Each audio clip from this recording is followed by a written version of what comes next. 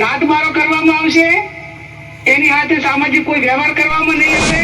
ઠાકોર સમાજના બંધારણને તોડનાર વ્યક્તિઓ મારવા માટેનો પ્રયત્ન આ જાબડિયા ગામમાંથી થયો છે। તેમને 1 વર્ષ માટે ત્યારે મારે અર્જુનને અને ગબ્બરને અને જાબડિયા ગામને કહેવું છે આવશે, એનો યોગ્ય દંડ કરવામાં આવશે। કરવાનું હોય કરજો ને, એમાં હું મારો ટેકો પુરાવું છું। સમાજનો દોષિત ગણાશે। સોશિયલ મીડિયામાંથી સમાજના ભાઈઓને વિનંતી કે તેમને અનફોલો કરે। તો બનાસકાંઠા, વાવથરાદ અને પાટણ આ 3 જિલ્લાઓના સમસ્ત ઠાકોર સમાજ એકત્રિત થઈ અને ઠાકોર સમાજને એક નવી દિશા તરફ લઈ જવા માટે ઠાકોર સમાજના આગેવાનો દ્વારા અને સમસ્ત 3 જિલ્લાઓની ઠાકોર સમાજ દ્વારા 27 લાખ ઠાકોરો દ્વારા એક ઠાકોર સમાજનું બંધારણ નક્કી કરવામાં આવ્યું હતું અને ખોટા પૂર્વજોને તિલાંજલિ આપવા માટે ઠાકોર સમાજ એકત્રિત થઈ અને ઠાકોર સમાજનું એક નવું બંધારણ નક્કી કરવામાં આવ્યું હતું। આ ઠાકોર સમાજને આ બંધારણ ના માત્ર કોઈ એક વ્યક્તિએ નક્કી કર્યું હતું, પરંતુ આ બંધારણ એ સમસ્ત ઠાકોર સમાજે નક્કી કર્યું હતું।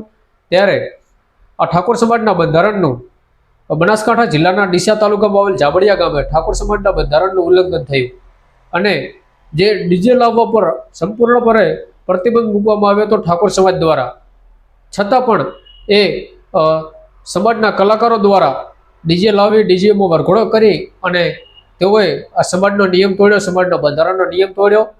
આ નિયમ તોડવાના કારણે અત્યારે સમગ્ર ઠાકોર સમાજમાં ક્યાંક રોષ જોવા મળી રહ્યો હતો અને સમસ્ત ઠાકોર સમાજ ક્યાંક ઠાકોર સમાજમાં નારાજગી હતી અને આખો સમસ્ત ઠાકોર સમાજ ક્યાંક રોષે ભરાયો હતો। ઠાકોર સમાજના બંધારણનું ઉલ્લંઘન કરનાર ગબ્બર ઠાકોર અને અર્જુન ઠાકોર આ બંનેને ઠાકોર સમાજ સમસ્ત ઠાકોર સમાજ દ્વારા ગબ્બર ઠાકોર અને અર્જુન ઠાકોરને 1 વર્ષ માટે નાતબાર કરવામાં આવેલ છે। ચાર બાબતો જે ધ્યાનમાં છે, બનાસકાંઠા, વાવથરાદ અને પાટણ જિલ્લા ઠાકોર સમાજના બંધારણને તોડનાર વ્યક્તિઓ, એ 3 વ્યક્તિઓના નામ આદરણીય ધારાસભ્ય શ્રી જાહેર કરશે। મુક્કમ જાબડિયા, તાલુકો ડીસા, જિલ્લો બનાસકાંઠાની સામે સમાજ નીચે મુજબનો નિર્ણય કરે છે। ઠાકોર સમાજ તેમને 1 વર્ષ માટે જ્ઞાતિ બહાર એટલે કે નાત બહાર મૂકવાનો નિર્ણય કરે છે। 1 વર્ષ પછી સમાજના બંધારણ દિવસની ઉજવણી વખતે જાબડિયા ગામના ઠાકોર સમાજની ગ્રામ સમિતિ તેમને સમાજમાં પરત લેવાની વિનંતી કરે તો તે અભિપ્રાય ડીસા ઠાકોર સમાજ તાલુકા સમિતિના ધ્યાન ઉપર મૂકીને ગુણ દોષના આધારે સમીક્ષા કરીને નિર્ણય કરવામાં આવશે, એનો યોગ્ય દંડ કરવામાં આવશે। આ વ્યક્તિઓને સામાજિક, આર્થિક કે ધંધાકીય કોઈ પણ જાતનો સમાજે સાથ સહકાર આપવો નહીં અને સહકાર આપનાર વ્યક્તિ સમાજનો દોષિત ગણાશે।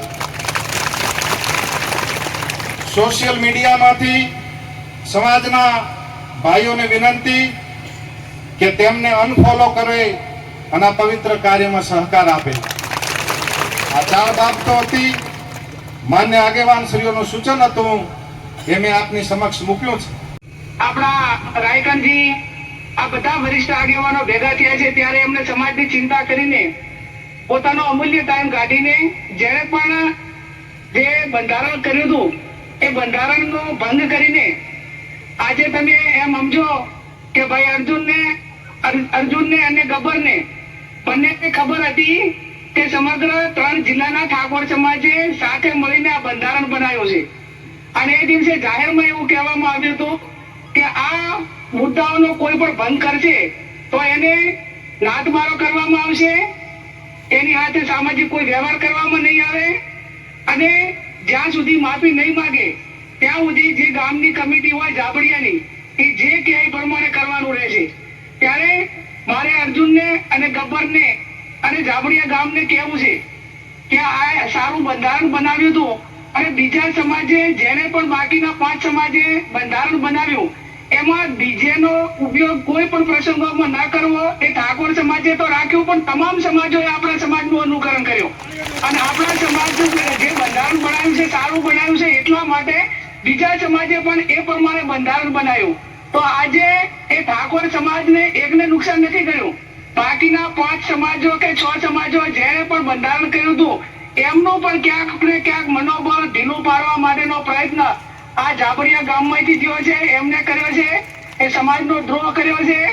એ કોઈ દંડને પાત્ર નહીં, પણ તમે બધા જે આગેવાનો નિર્ણય લઈ અને આવું બીજા કોઈ ન કરે એવું જે નક્કી કરવાનું હોય કરજો ને, એમાં હું મારો ટેકો પુરાવું છું.